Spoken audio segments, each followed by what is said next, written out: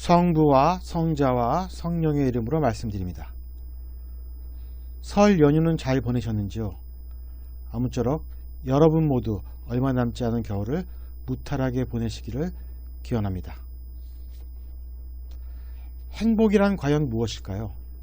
막상 어떤 상태가 행복인지 잘 떠오르지 않습니다. 우리가 행복을 명쾌하게 정의하기는 어렵습니다.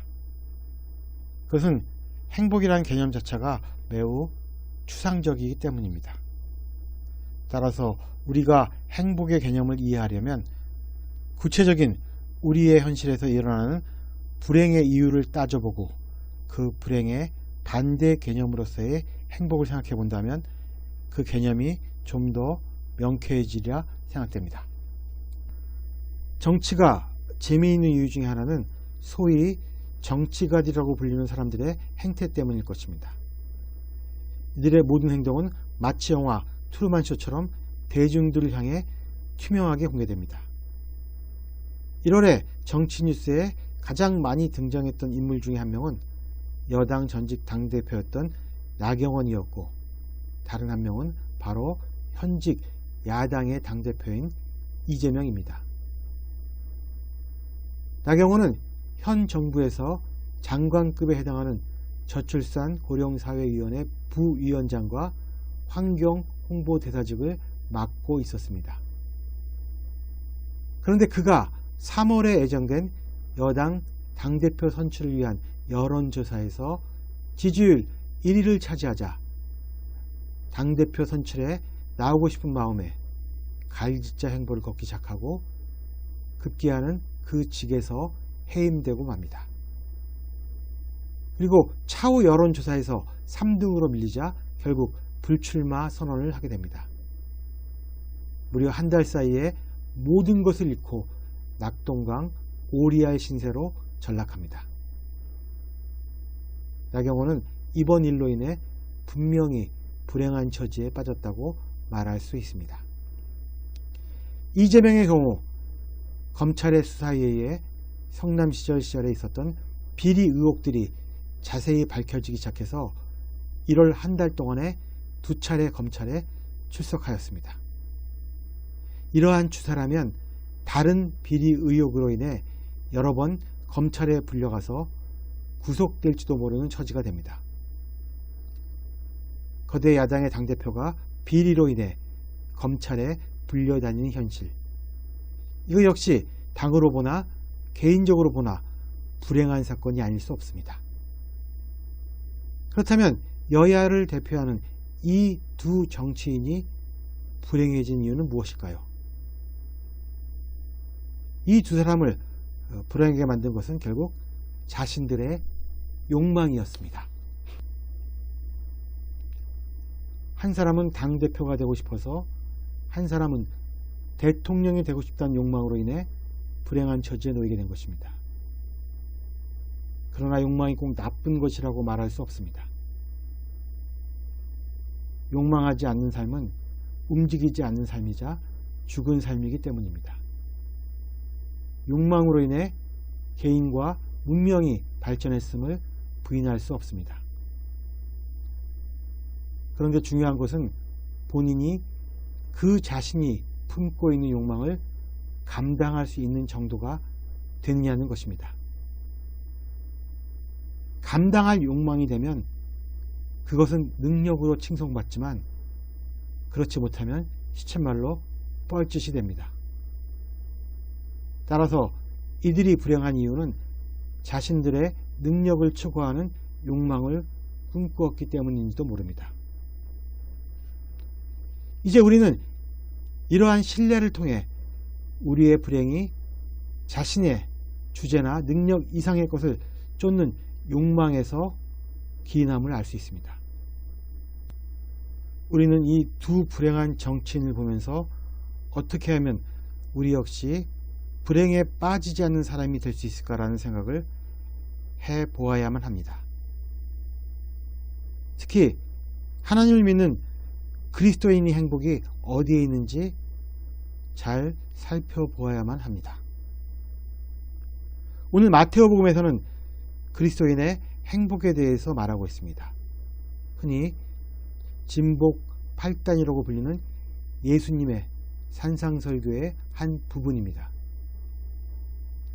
하나씩 살펴보면 다음과 같습니다. 마음이 가난한 사람은 행복하다. 하늘나라가 그들의 것이다. 복음에서 가난한 사람들이라고 할 때면 예외 없이 사회, 경제적인 차원의 궁핍한 사람들을 의미합니다. 그런데 여기에 마음이 가난한 사람이 되면 자발적으로 재산을 포기하고 가난해진 사람을 의미합니다.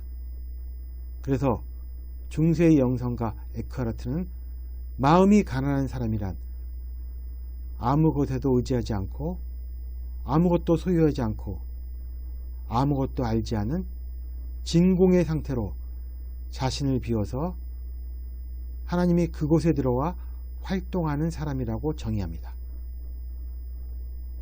결론적으로 마음이 가난한 사람이란 그 사람의 전 인격이 오직 하나님의 도움으로만 생명이 가능하다고 고백하는 사람들인 것입니다.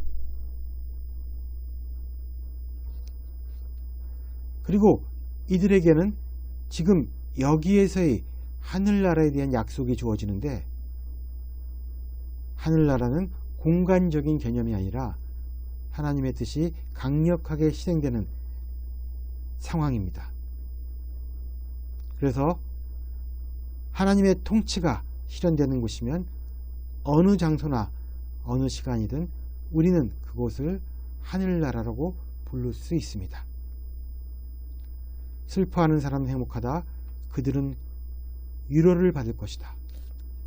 무엇이 우리에게 슬픔을 가져다 줄까요? 친지나 지인의 죽음이, 우리가 겪는 고난이 우리에게 슬픔을 줍니다. 그러나 여기에서 말하는 슬픔은 우리가 죄를 회개할 때 우리 자신에게 느끼는 슬픔에 가깝다고 말할 수 있습니다. 우리 자신이 우리에게 느끼는 비애인 것입니다. 우리가 비애의 눈물을 흘리는 순간에 우리는 우리 가슴에 맺힌 응어리가 성령의 위로로 풀리게 됨을 느낍니다. 온유한 사람은 행복하다. 그들은 땅을 차지할 것이다. 여기서 말하는 온유한 사람은 타고난 성격이 그러한 유순한 사람을 의미하는 것이 아닙니다. 진정으로 온유한 사람은 자기를 관철하려는 아집을 버리고 하나님의 뜻을 따르는 사람입니다. 그러나 이러한 사람들이 현실에서 땅을 차지할 확률은 제로입니다. 따라서 여기서 말하는 땅은 없어질 현실의 땅이 아니라 새하늘, 새 땅, 곧 하늘나라인 것입니다. 옳은 일에 굶주리고 목마른 사람은 행복하다. 그들은 만족할 것이다. 옳은 일은 하나님의 뜻에 합당한 복종을 말하며, 굶주리고 목마르다는 것은 옳은 일의 실천을 위해서 애쓰는 모습이라고 할 수 있습니다. 만족한다는 것은 배고픔과 갈증이 채워진 상태로서 하늘나라의 실현을 의미합니다. 자비를 베푸는 사람은 행복하다. 그들은 자비를 입을 것이다. 인간은 스스로 자비로운 존재가 될 수 없습니다. 다만 하느님으로부터 자비를 얻어 베푸는 그런 그림자 같은 존재일 따름입니다. 자비를 입었기에 자비를 베풀어야 하는 존재로서의 실존적 인식이 우리에게는 필요합니다. 마음이 깨끗한 사람은 행복하다. 그들은 하나님을 뵙게 될 것이다. 마음이 깨끗하다는 것은 자신의 내면과 의지를 하나님의 뜻에 맞춘다는 것입니다. 그렇게 마음을 가꾼다면 우리는 우리 자신 안에서 우리의 근원으로 계시는 하나님을 보게 될 것입니다. 평화를 위하여 일하는 사람은 행복하다. 그들은 하나님의 아들이 될 것이다. 세상에는 전쟁, 생태계 파괴 등 평화를 깨트리는 요소들이 질비합니다. 평화를 위하여 일한다는 것은 이러한 위협 요소에 대해 적극적으로 나서서 해결한다는 것을 의미합니다. 이것은 하나님의 뜻이기도 해서 이러한 사람들은 당신의 아들이 되는 긴밀한 관계에 놓이게 됩니다. 옳은 일을 하다가 박해를 받는 사람은 행복하다. 하늘나라가 그들의 것이다.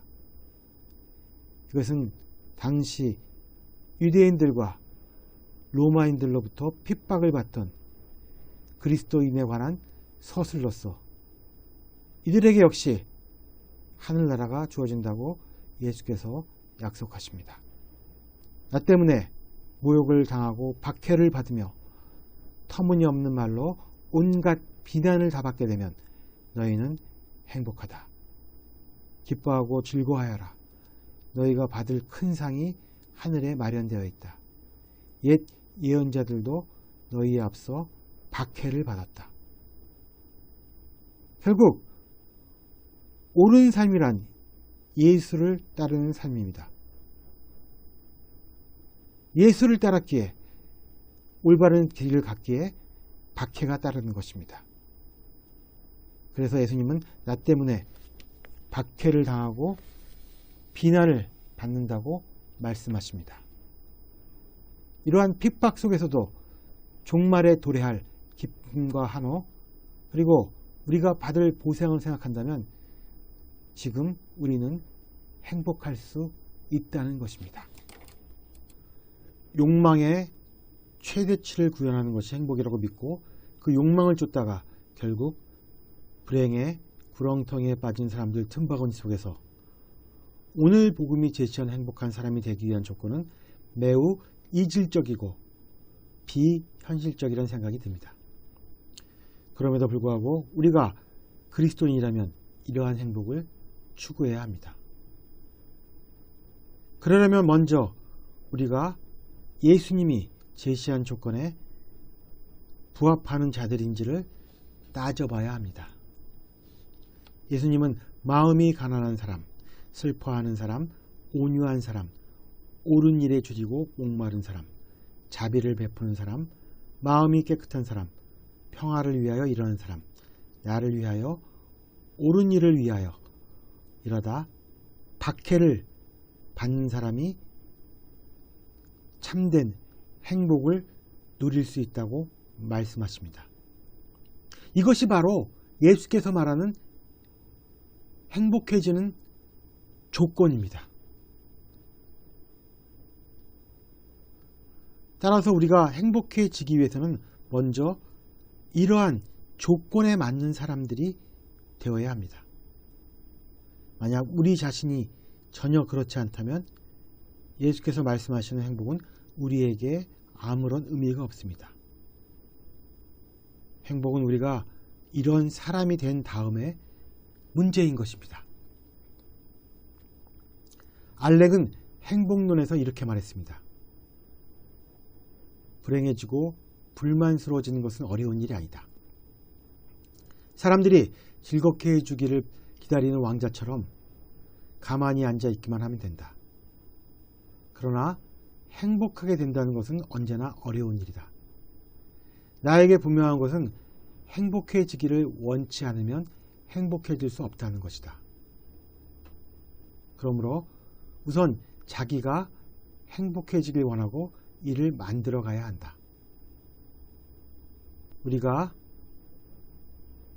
행복하기 위한 첫걸음은 바로 자신에 대한 이해와 통찰입니다. 우리가 만약 가난한 사람, 슬퍼하는 사람, 온유한 사람, 마음이 깨끗한 사람으로서 우리 자신을 이해하고 있다면 행복은 우리로부터 멀지 않게 있습니다. 따라서 아무쪼록 자기 통찰을 통해 행복에 도달하는 저와 여러분이 되시기를 주님의 이름으로 기원합니다.